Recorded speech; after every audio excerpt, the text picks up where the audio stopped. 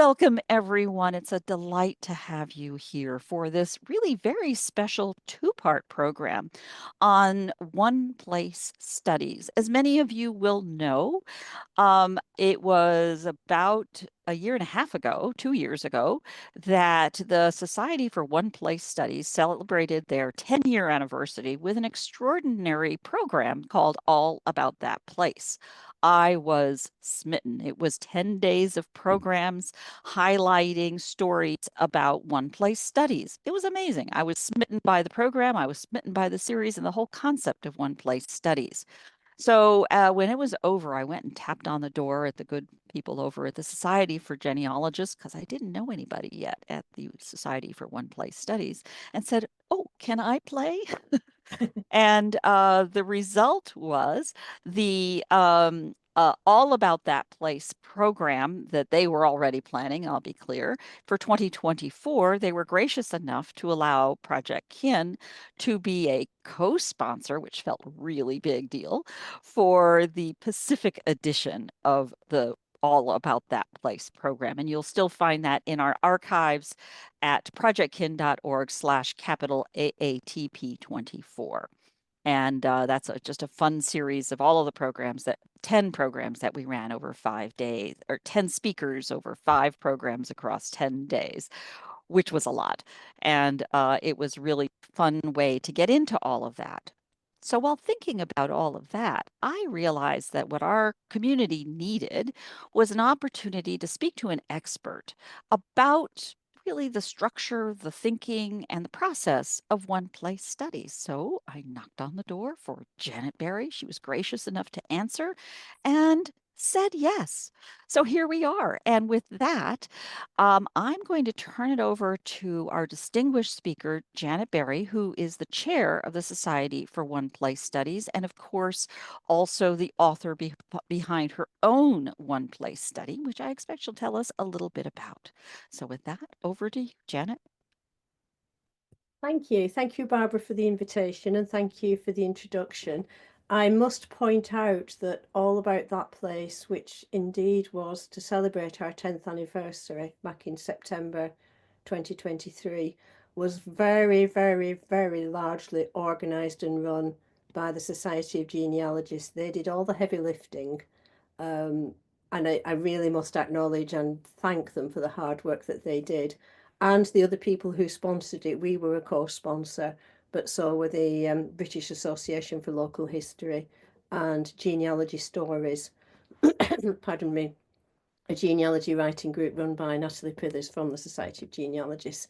So much as I would love to, we can't take all the credit or even most of the credit for that. The vast majority of that should go to the Society of Genealogists.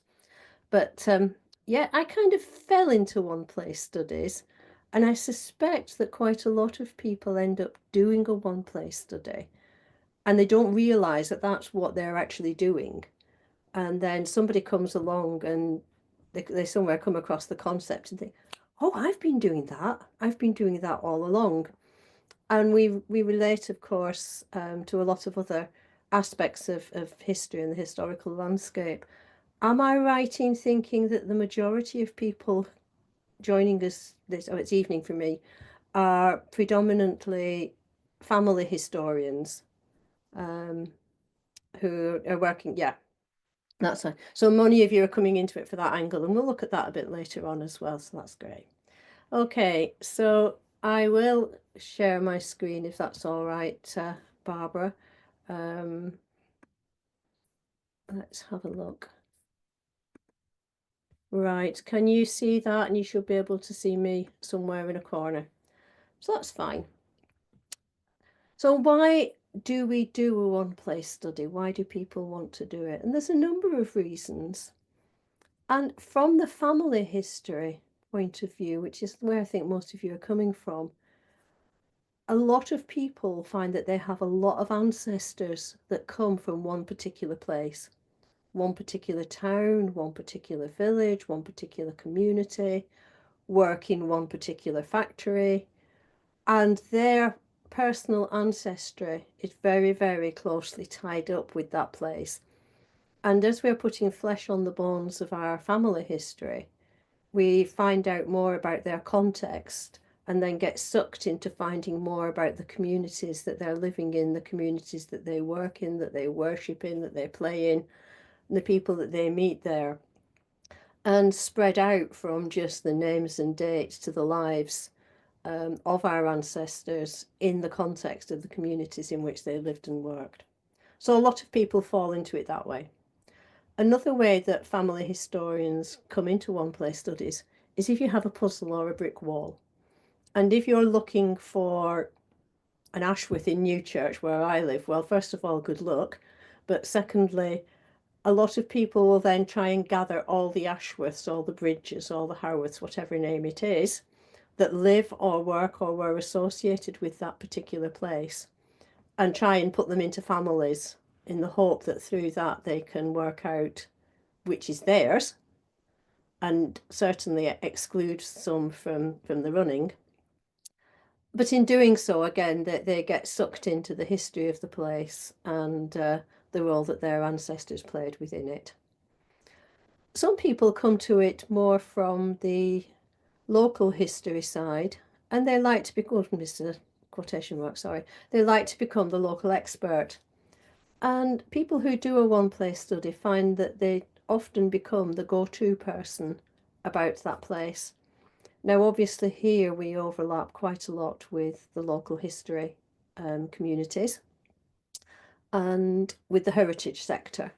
And the main differences, it's a bit of a generalisation, but the local historians, by and large, are interested in history at a local level, but that is wherever the records will best answer the question. Whereas we're interested in the history at the local level in our particular place.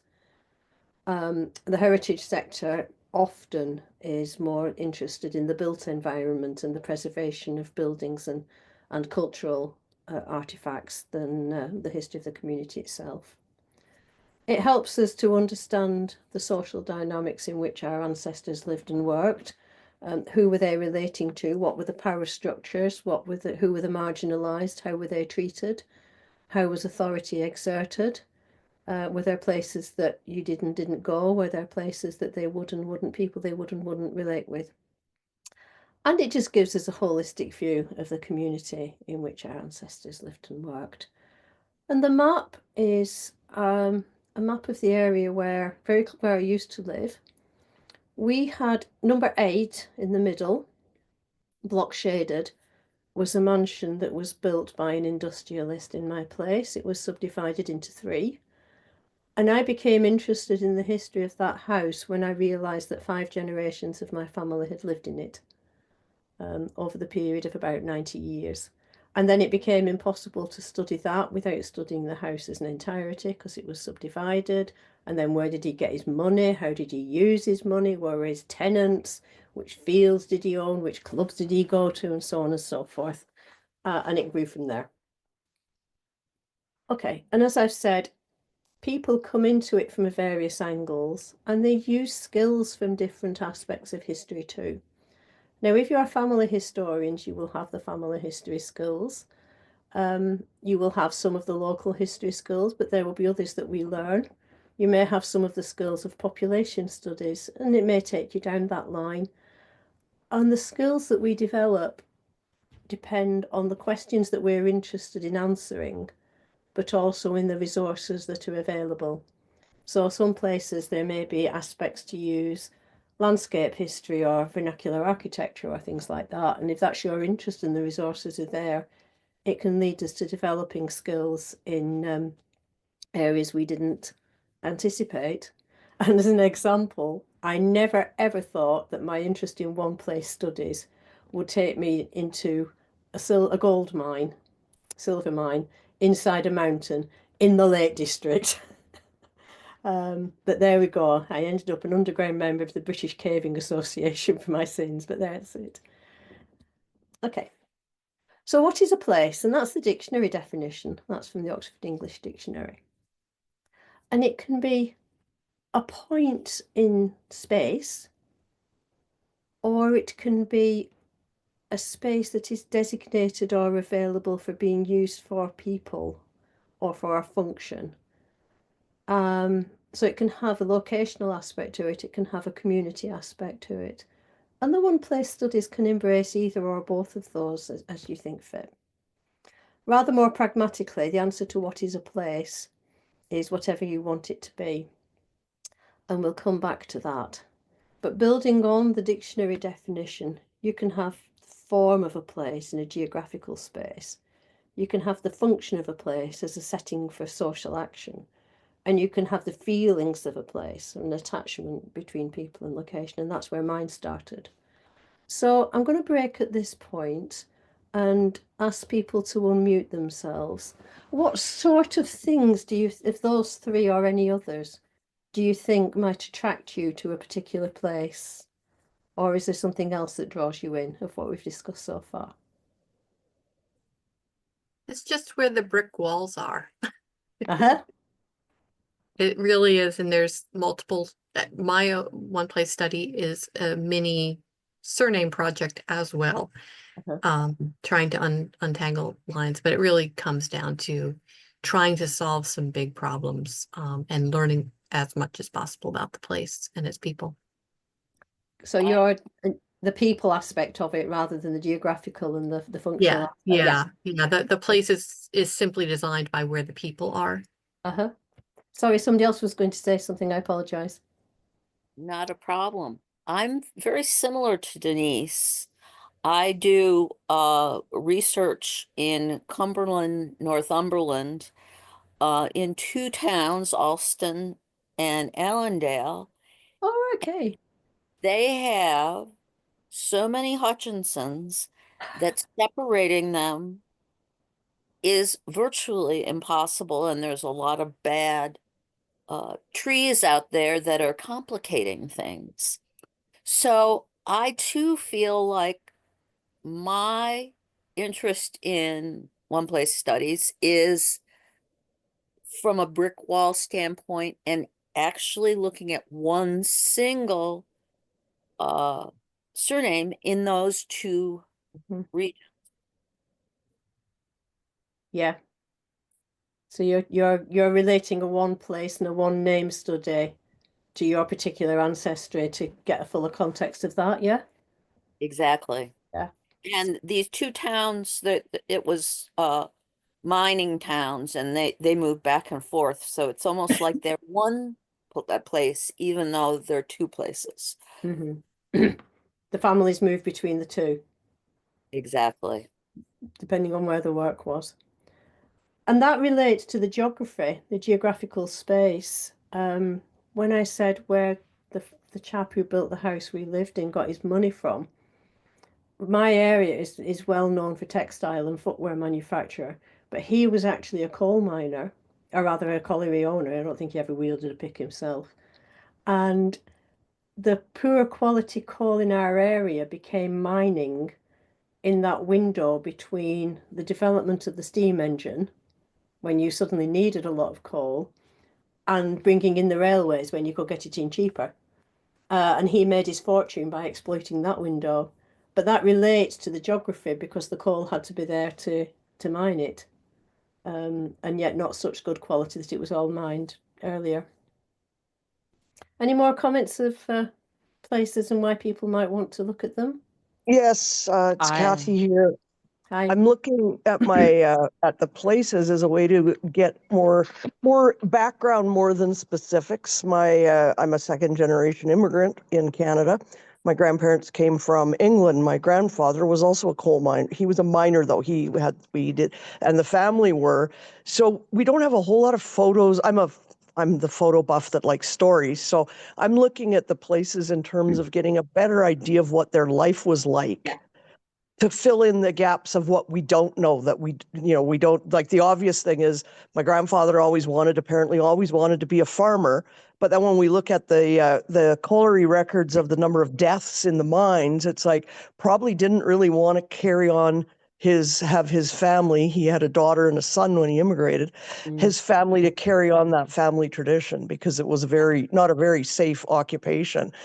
And then my second place is the Hudson's Bay farm they immigrated to in Canada, is to find out more information. One of my cousins we've located the land, which is now, of course, something else altogether, but just to fill in background of what their life was like, because we don't have a lot of information. So it's more to get an idea. Someone posted on Blue Sky the other day that the County Durham mining museum was hiring docents, and I went, I didn't even know there was a museum there for the collieries. So that fascinates me to investigate that museum more, just to get that sense of what their life was like. Yeah. And if you can join us for the next workshop in April, we'll be looking a little bit more about combining records to find a bigger picture of the context that we can then extrapolate to an individual person, even if we can't get much about the person themselves. We'll pick that up a bit more next time. Sounds great. Okay, thanks. Okay, so we basically have two rules. Oops, sorry about that. One is that you research with integrity, and the other is that you have fun. Other than that, it's your study, and it's up to you which direction you take it, what you focus on, what you're interested in, what you call a place, how you run it.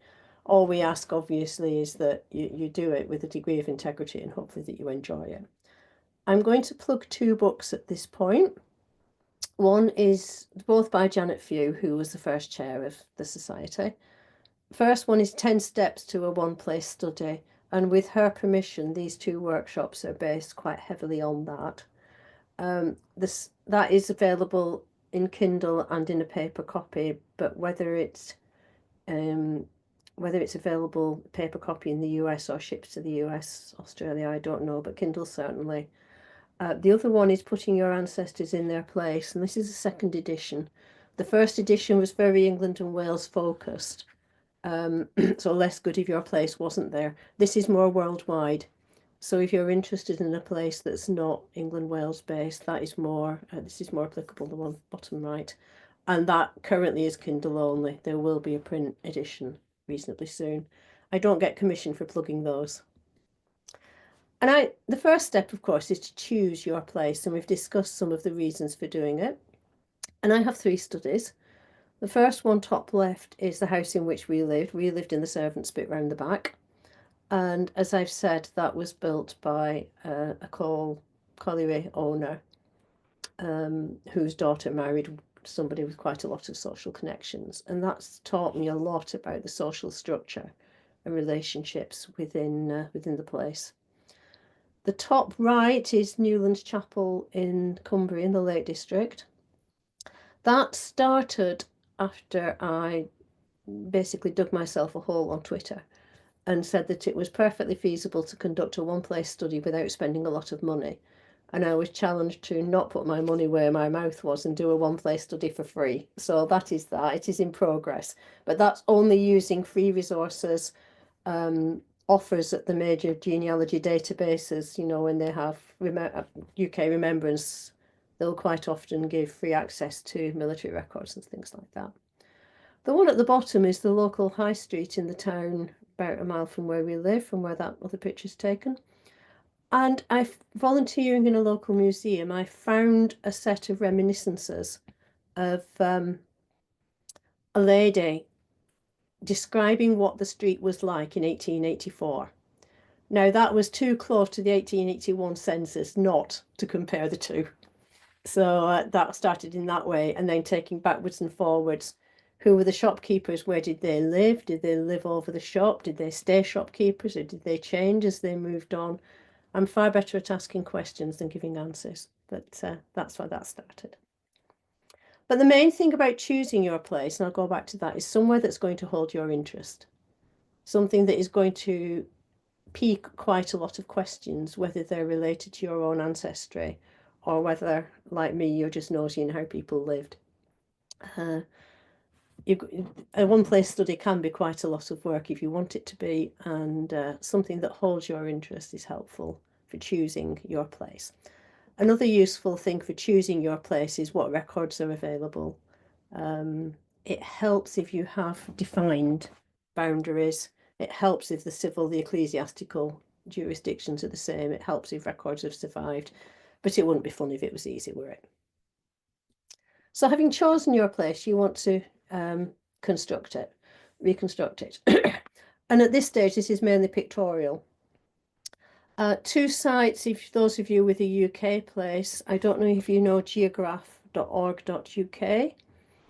That is aiming to take pictures of every square on the Ordnance Survey maps and make them available under what we call Creative Commons license, which is not copyright free, but you acknowledge the photographer but don't have to pay. And that's an excellent resource, particularly if you can't get to your place. The other is the well-known mapping software sites, and we are there. Okay. So gather together as much as you can about just general information about your place. What has been done before? Are there any published histories about it already? Are there any collections of resources relating to it? Is there a local museum or local history, local library, local history society that you can build on their work? Because there's no point reinventing the wheel. And if it's been done, think of a new way of approaching it or applying it to your studies to move it on. And there are some of the resources that can be used to do that. Again, for those with UK places, the National Library of Scotland have a fantastic maps website where all the old maps are made available. And on the right is the scanned covers of two histories of my area that have been very, very helpful.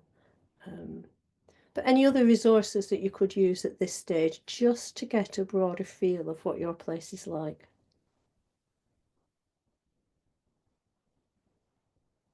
Any ideas I've missed?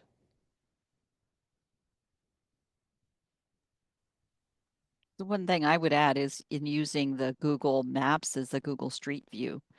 Yes. I had heard my mother talk many, many times about the house that she was born in that then passed to her sister and her kids all grew up in, and she would just refer to it by the number, and I'd never been there.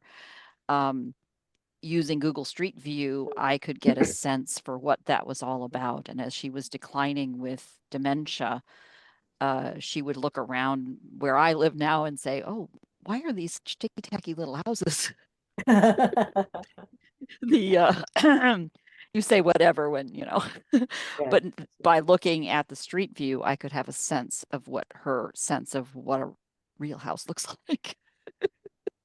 Yes, that gives an extra dimension to it.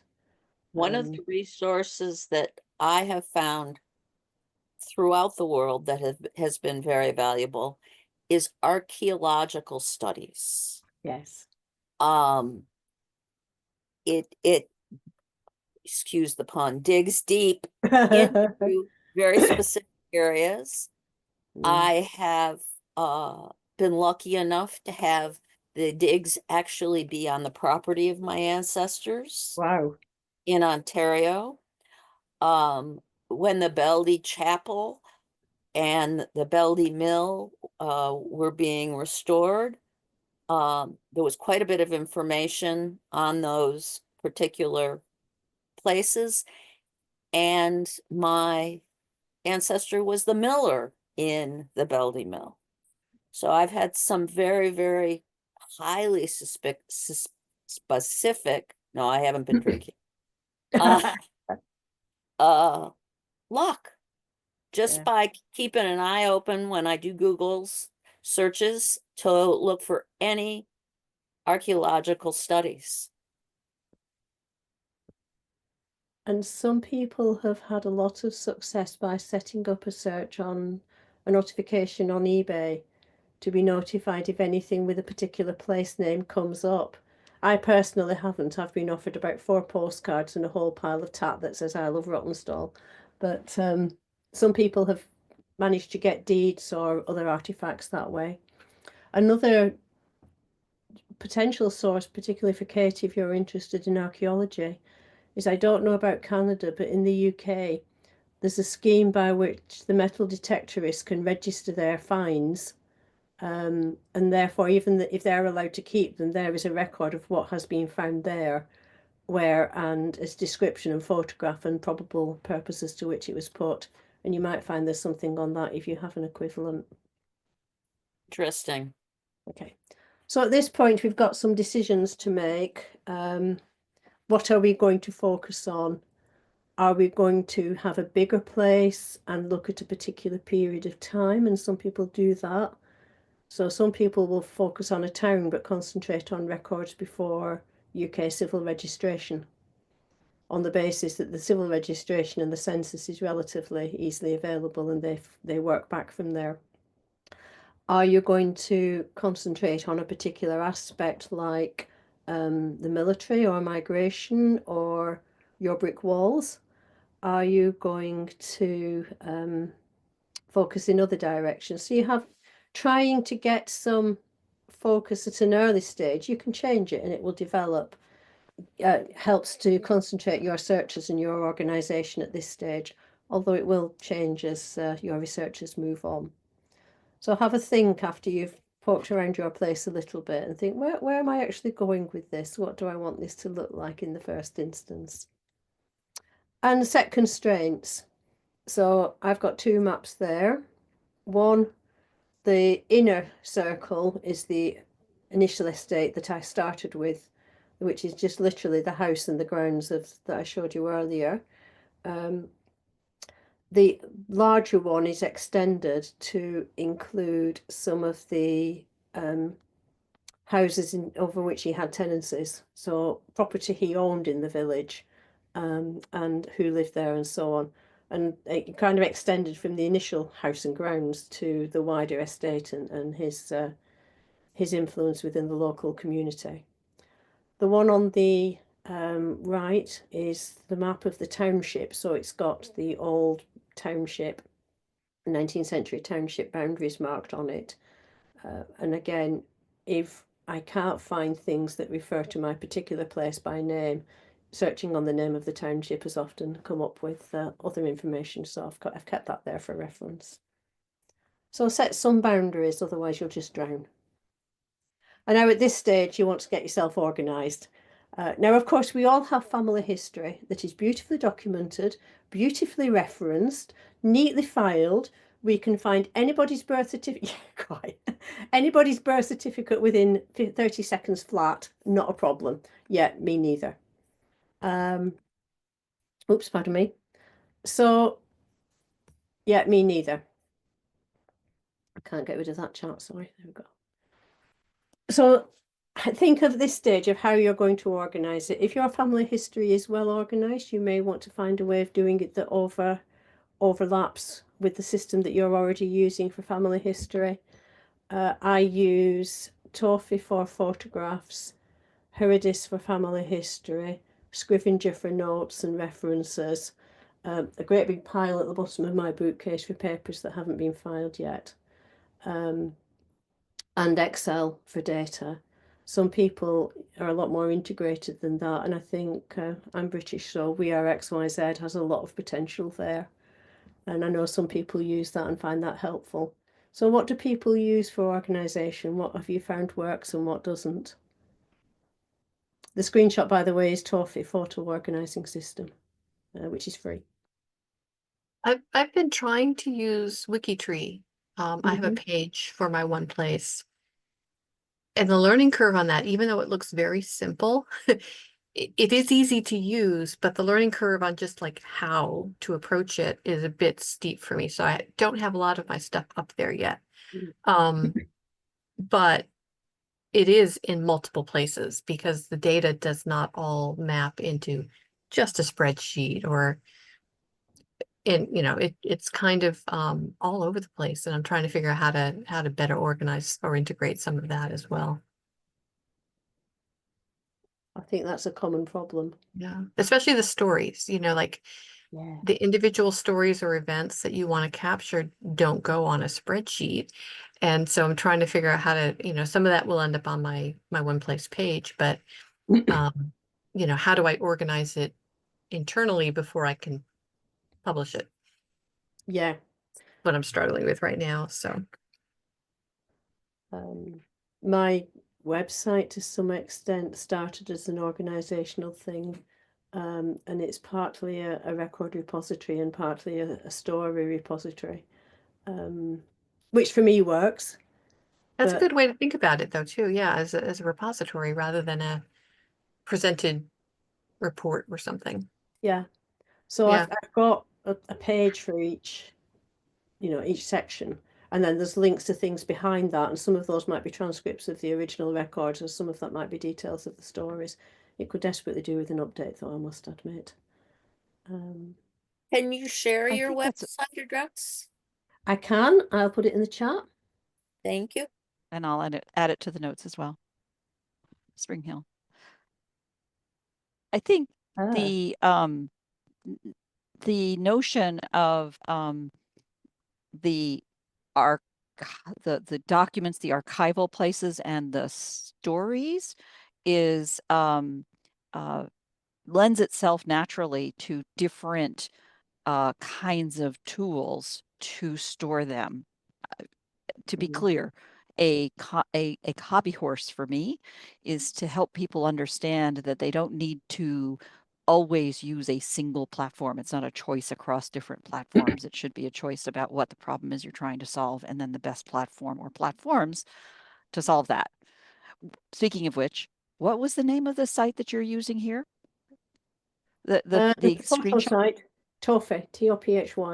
Oh, Tofi. Yeah. Yeah, yeah, Yeah, no, I know that. It is complicated, but very powerful. yeah. I find it helpful. Apparently, it was written for historians, which I Yeah, hadn't. academics. Yeah, Yeah, and it's image features are really quite extraordinary. yeah. I don't use it to its full potential, but it does keep my photographs organized, Yeah. and that's a good start. Hmm. So it's what works for you. It's your information. It's how you can organize it in a way that means you can retrieve it. I'm with you, Barbara. I use different platforms, different techniques for different functions. Some people prefer to have it more integrated, but I personally don't think there is a single software platform that covers all those aspects on there, and that's only some of them adequately.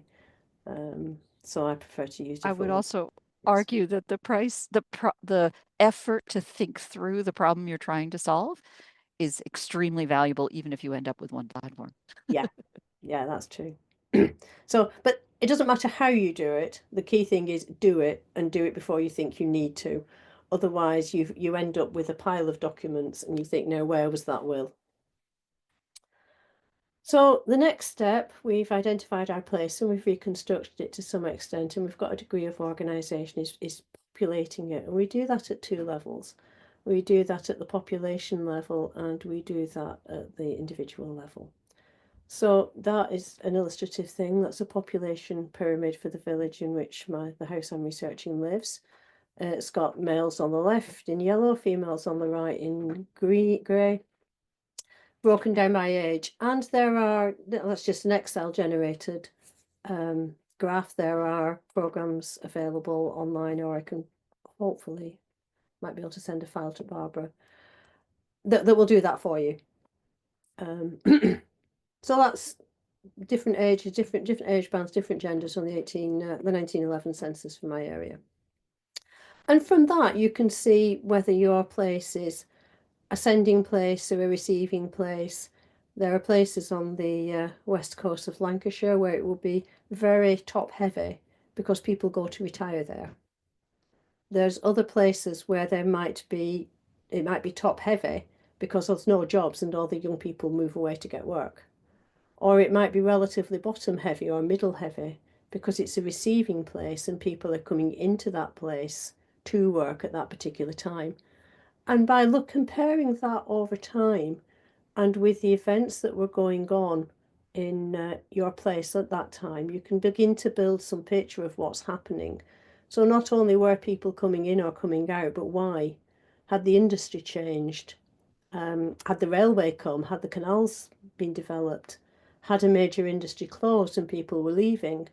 Back to my personal ancestry, all my family, there's one branch of my family where they were all born in the same town, apart from one who was born in County Durham, actually Stockton, where they'd gone because of the cotton famine as a consequence of the American Civil War. And then they all came back when the cotton came back.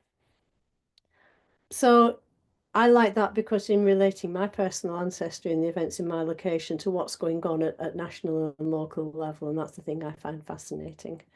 But that's one example. There's other examples of how you can work at the population level. Was there a glut of deaths, for example? And we'll look at that next time. And then at the individual level, and as family historians, I don't need to tell you how to do that. But that's comparing the map from the 1899 deed to the current land registry, naming all the properties that were within this chap's immediate estate. His successors turned every possible outhouse into a dwelling. Who lived in them all? Why? What did they do? Why did they come there? And that's just the ordinary family history skills for researching a place a person, sorry, as you would in your own ancestry. So where would you start when researching your places? We've had a suggestion of collecting all the names that are related to your ancestors. Any other possible starting points?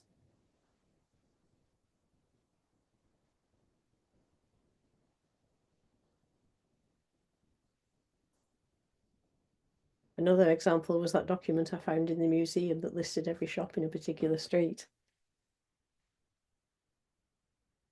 My study's quite new. It's about 18 months old, but I started with the house that my great-great-great-grandmother lived in.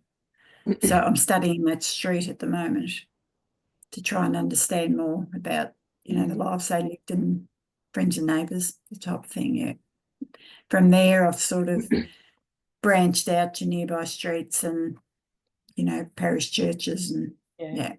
But that was my starting point, that address. Yeah, like me, you started with a house. Yeah, yeah. Yeah, and that's quite common. Yeah. Another common one, particularly during British lockdown during COVID, was to start with a graveyard and research people in the graveyard because it was one of the few places we were allowed to go to. Yeah. And quite a few people did that at that time. War memorials are another common starting point. But again, it doesn't matter. And you may have to think, well, not have to think, but you might find that thinking laterally about places to start help you explore aspects of your place that you might not have done otherwise. Okay. I did that during COVID. I had another study then that I passed off to someone else. And I started with the graveyard because, as you said, couldn't go anywhere else. Yeah. And matching graveyard graves and obituaries and just sort of making a bit of a story out of it that way. Yeah. There's some sad stories in graveyards as well. Yeah. Some very interesting stories. And one of the things, well, tangent alert, one of the things I love is people who are recorded on graves but not actually buried there, or recorded on graves of people to whom they're not actually related. Yes. Why are they there? And there's another example of that later on.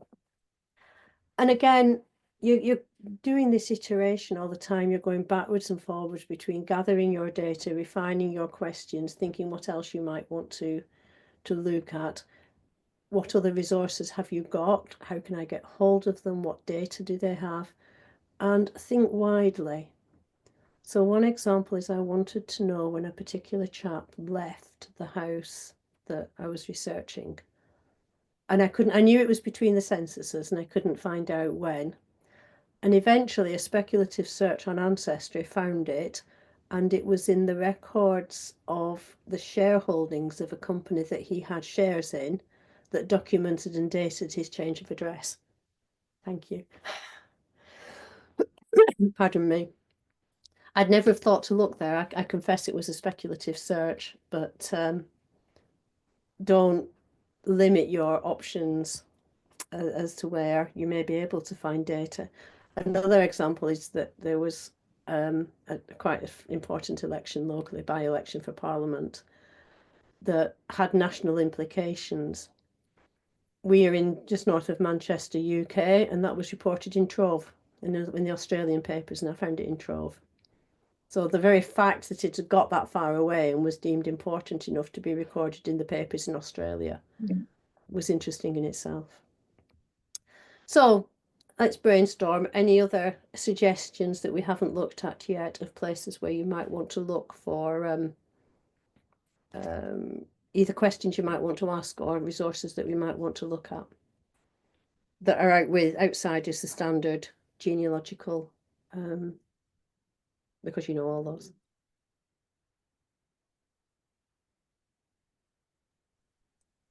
Somewhere I was recently tipped off to the idea of looking in corporate, corporate statements. That's a more modern thing, though. The records for businesses, if you knew someone was, had a role in a business, Yeah, business transactions. yeah, that's a good one. I've been doing a lot of searching in land grants. Right. I had some of my ancestors who were involved in the Oklahoma land rush, and they were, you get to a particular spot and claim it, and then go get a grant issued. So there are a lot of interesting government documents surrounding that, and a few good sites that supply them. And one of our members did a fascinating piece of work on plat maps at Kerr Station, and using those and researching around those, and managed to extract quite a lot from it. Yeah. Any other ideas?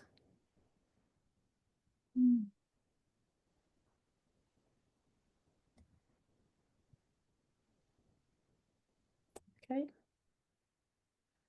So that gives some idea of some of the fields that you may want to consider. And Janet, particularly in the second book I mentioned, Janet Few, comes up with particular projects related to all of those.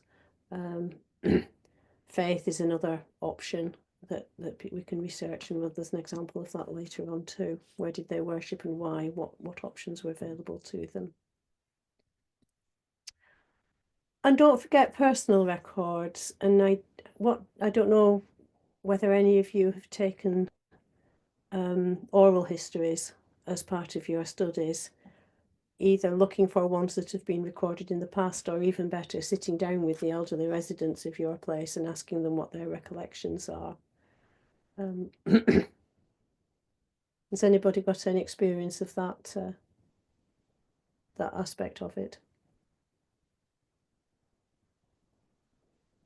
Certainly, I've seen it be incredibly powerful in my husband's family. They are first generation from China who came to this country in the 1950s and have some remarkable stories of China before the revolution. And because English is a struggle, in some cases, just making sure you're taking that with video allows for the slip back and forth between languages. And some of these, there are public programs through university oral histories that have historians and scholars taking those kinds of oral histories. And don't underestimate also the value of the film archives, because there may well be things related to your place. They may not show your ancestors, but they may show your place at a period when your more recent ancestors lived. You've got photographic records, you've got film archive records. And more recently, we have in the UK the Mass Observation Project, where people have written basically diaries pretty much since the 1930s. And even if our ancestors aren't directly recorded within that, the changes of your place over time give an interesting insight into it too. And then we start putting all this together. I'm going to do the first 5 of Janet's 10 steps today. The second session in April, we'll look at the second 5, and that'll concentrating on analysing it, on contextualising it, synthesizing information from it, disseminating and enthusing others will be the 5 steps that we'll concentrate on next time. But at this stage, we've got this pile of information and we're beginning to make connections. And we're making connections between people and people. And so you can do work on social network analysis and things like that. You're making connections between people and places. So if you're looking at a town or a village, where specifically in that town, where specifically in that street were they associated? Where were they educated? Where did they worship? Did they go to the social club? Were they Masons? And so on. And that's a timeline that I put together, and between people and world events as well. And that's a timeline that I put together. I'm not expecting you to read it, it's very small font, it's illustrative. But the ones in red are things that are related to my local area. So from the top, we've got the founding of the local grammar school, we've got the opening of the Society of Friends meeting house, we've got John Wesley preaching to a large congregation of wild men, we've got the opening of the workhouse, that's the first 4 in red. And then between that, I've put in black are national events. So the first 4 there will be the Act of Union between England and Scotland. We've got John Wesley's conversion, we've got the Jacobite Rebellion, the invention of the carding machine, because textiles was very important in my area. But further on, we've got the introduction of the penny post and the stamps. We've got the introduction of the Factories Acts and both the impact that had on people, factory operatives' working lives, but also one of my residents was a factory inspector and therefore charged with implementing all this. And by beginning to organise the information in that way, we can see connections between what is happening at national and international level and how that related, not necessarily impacted on at this stage, but what was going on in our communities at about the same time. And that helps to give some ideas of areas to research in the correlation between national events and what's going on in our communities and by implication our families. And that is another way of beginning to draw all this together, to look at some of the connections and to draw some further questions from it. And this is just a sketch I did some time ago from a piece of work that I've still got to do on the role of conscientious objectors in my area during the First World War. So we start off with the gentleman in red there, Reverend Barton Turner, who was the minister of the church I showed you earlier. As a clergyman, he was exempt from call-up, so I never had to face the issue personally, but ran training courses for conscientious objectors in what to do when they face the tribunal. So how does that relate? And he had to hire another church to do that in because his own deacons wouldn't let him do it in their church. He didn't have the support of his leadership in doing that. How does that relate to other aspects of the conscientious objection movement? Some of it in Britain was political, some of it was religious, some of it was work of national importance, some of it was just wanting to get out of fighting. How did it relate? So Barton Turner, who ran the courses, Baptist minister, he also stood for Parliament as a Labour candidate unsuccessfully. And he has relationships with other examples, other areas of nonconformity and anti-conscription. The chap in purple down at the bottom, John Hart, was a resident of my area who developed quite a lot of the houses. And he was a pacifist. He was probably, almost certainly, a member of Barton's congregation. And he left money to the Peace Pledge Union, a British pacifist organisation, in his will in the 1920s. His brother was killed in action in World War I. So exploring the relationships there. Now that's just to explain what that graph is. The point is that as you gather all this information and you begin to think about it and put it together, you can begin to see connections that perhaps both illustrate the work in a slightly different way, but also lead to other questions that you might want to consider and other areas that you might want to look at. And in that parallel lifetime, when I've got plenty of time, I will actually do this. It's definitely on the list of projects to pursue. But another question, a more philosophical one, is when does history start? Now, my place was subject to forest law until 1507, so hardly anybody lived there before then.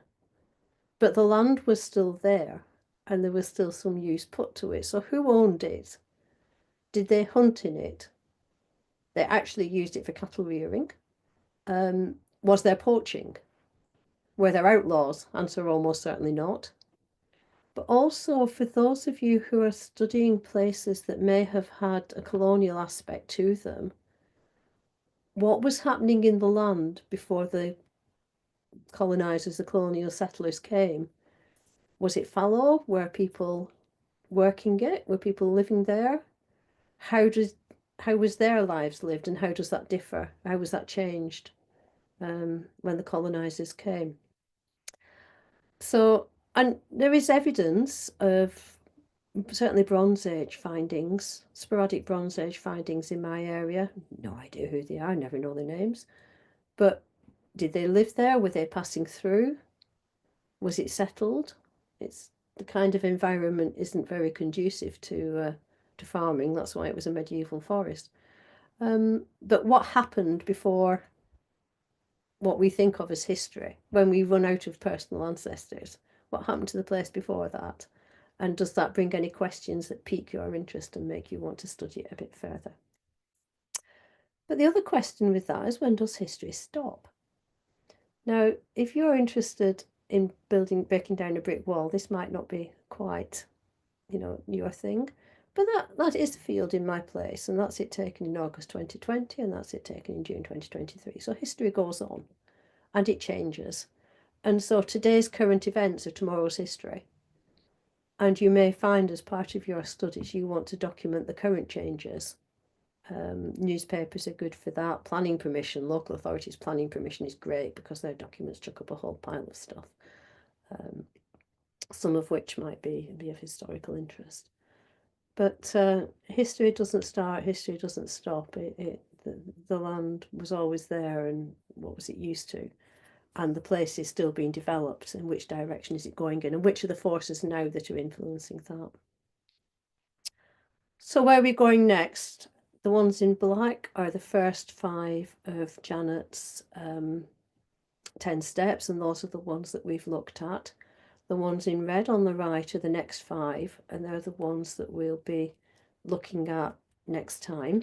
And if there's any particular aspects of that that you want to look at, please either email me or Barbara and she'll pass it on, or through whatever. But also, you might want to, in the light of what we've looked at this evening, have a think about your places. And are there any of the ones in the right-hand side that you want to think about between now and April? And come with some examples or some thoughts or some suggestions of how we can take this forward. So I'll have a think about that.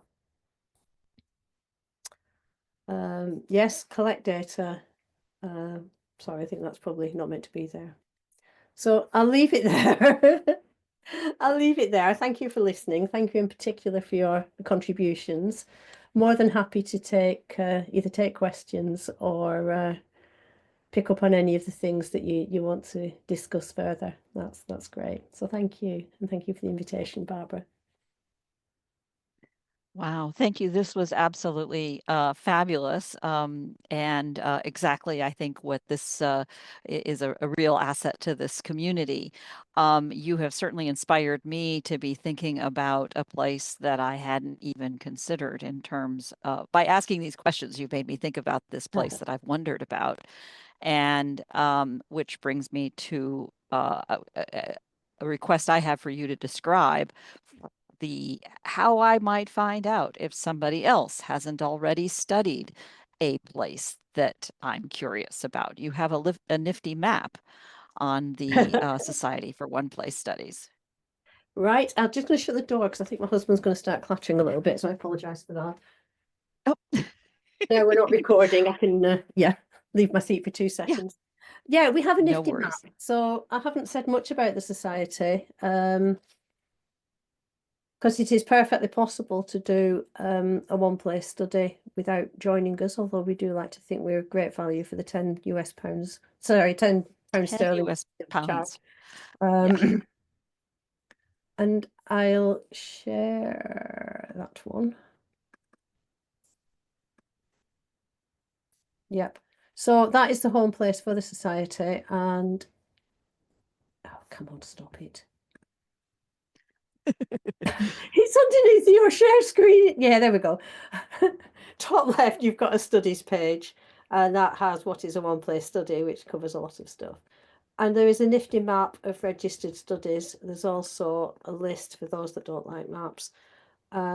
As you can see, we are predominantly, but not exclusively, English speaking. And although the maps are certainly the 349 are for Europe, that is not all England.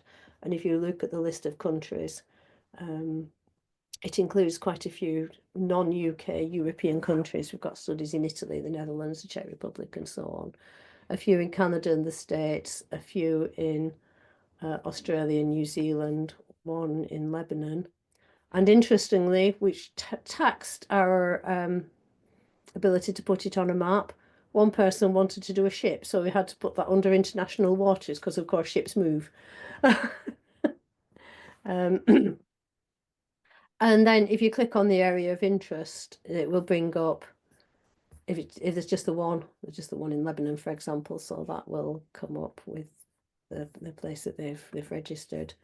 But England, you will then be taken to a page that will show it by county, and then I'll click on Lancashire, which is where I live, which takes you to that county and the studies in that county. And there's quite a few in my local area. I live there. So that's my studies. And there's others within my local area. I'd also Sorry, go on. I'd add that this is a great way to explore how other people have done their studies, because you can go, spelunking, so to speak, across each of the different studies and get a sense and frankly be inspired. Yeah. And then, of course, Haslingden is 2 miles down the road from where that's me. Haslingden is 2 miles down the road. I've emailed the registered owner of that study and said, do you fancy a coffee? So we met in the local museum and we had a coffee and chatted over our studies.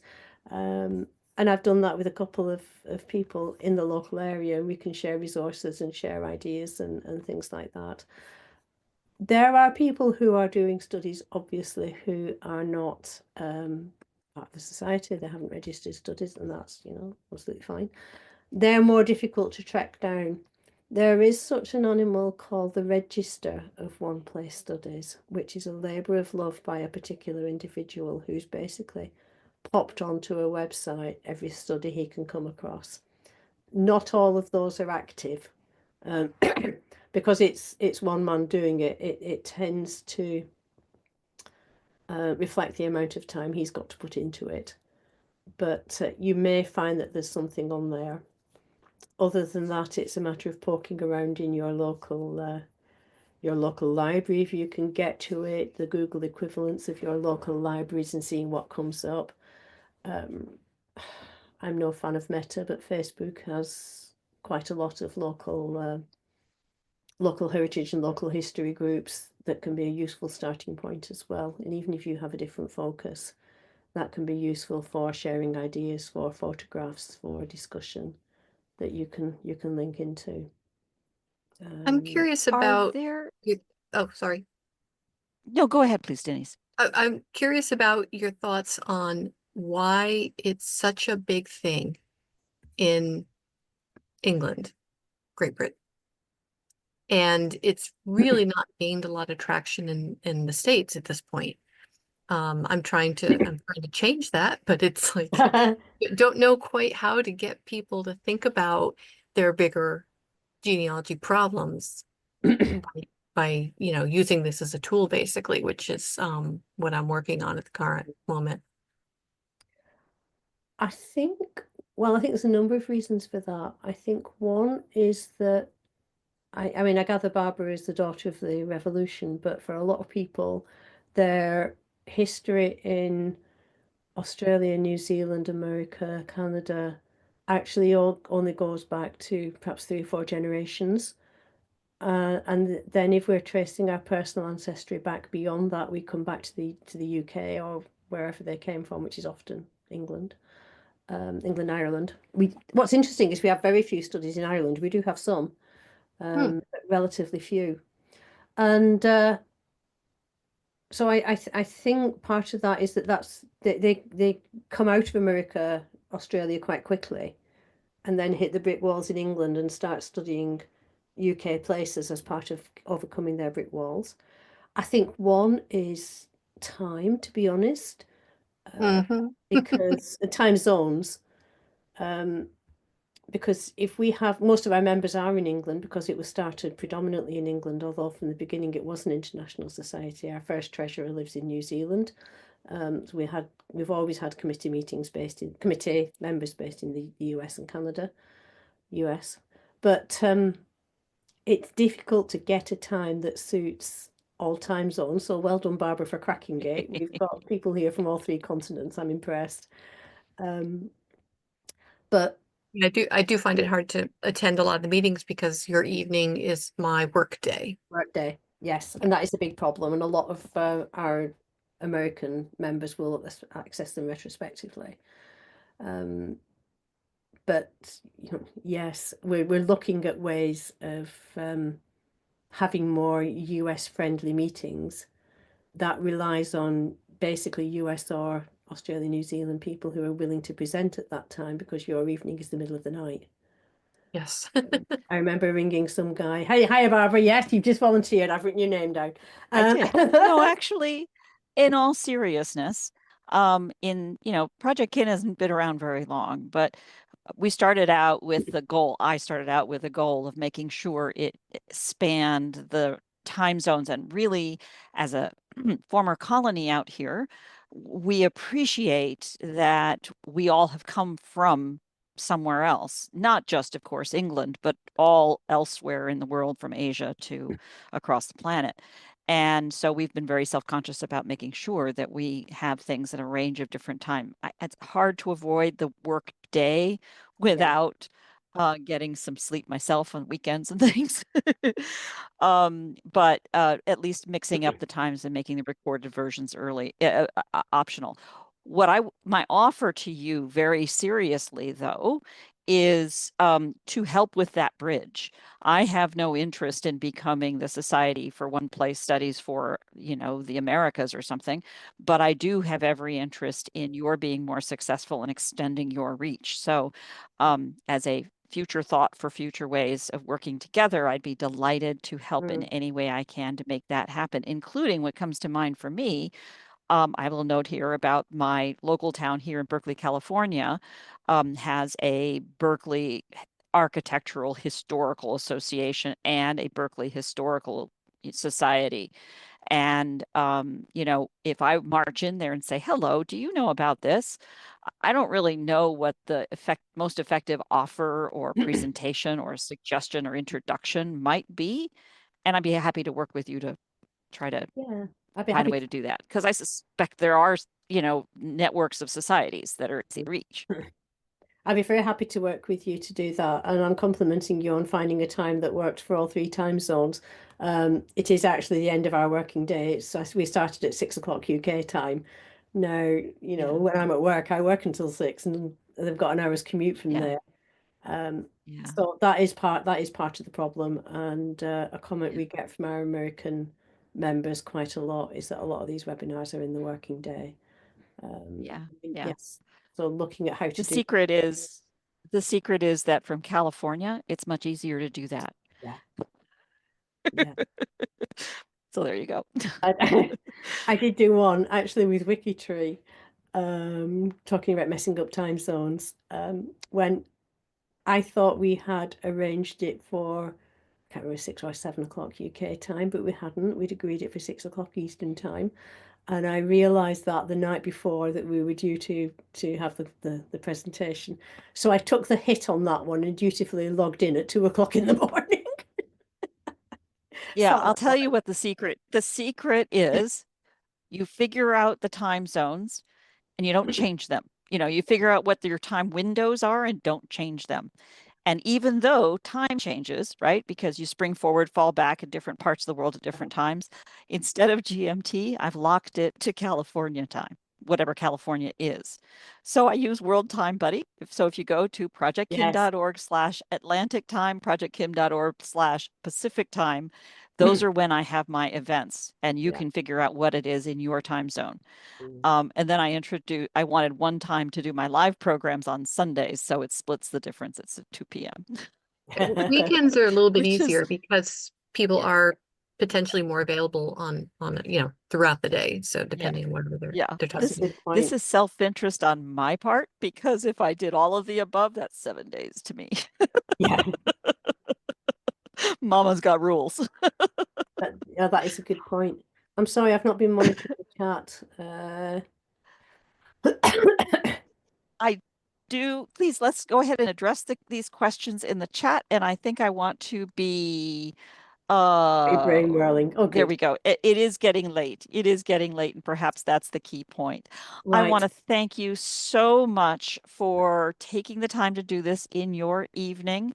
And again, also for this past Sunday at 10 p.m., which was asking a lot.